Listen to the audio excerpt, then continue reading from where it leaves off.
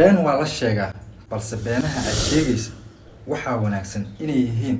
kuwa isku xaraf raac ah. Assalaamu calaykum waraxmatullaahi tacaala wabarakaatu. Dhammaan waa idin salaamay Soomaali weyn meel walba dunida daafaha caalamka aad ka joogtaan ku soo dhawaada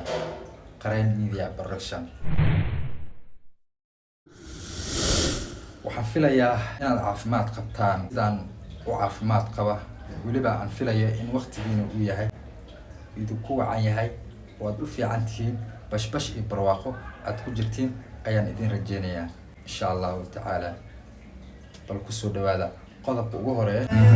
munasar xaqiiqi si gaar ayaan u soo qaadan doonaa duwal leedno balse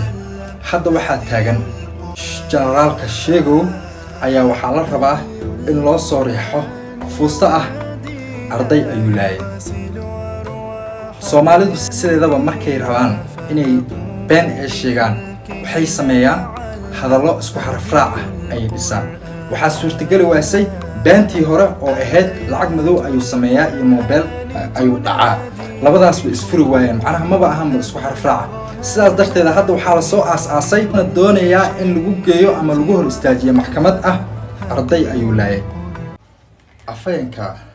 Soomaaliyeed booliska been waa la sheegaa oo qofka bilow aadanka ah wax ku kala faahay ma jiraan naftiisa mooyee inuu badbaadsado balse been intaan la eg miyaa jirta Soomaaliyeed bal ila fiiray shakhsi magaciisa lagu sheegay sheegow oo ahaan jiray dhamme ama kabtan ka tirsan ciidanka xoogga dalka Soomaaliyeed laakiin hadda maanta aan ka tirsanayn iyo ciidankaasu gurigiisa joogeen markii ciidankii la soo qabtay oo la xiray ayaa shakhsigii wuxuu soo abaabulay ciidan kaleeto si uu amnigii iyo xasiloonida magaalada Jowhar ee caasimadda dowlad goboleedka Hirshabelle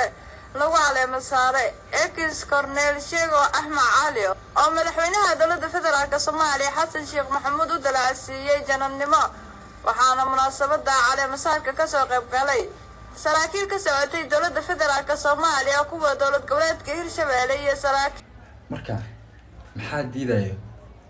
in la sheego beena kale oo isku xaraf raac ah bal idinkaan idin daayay waxay ku mintigaan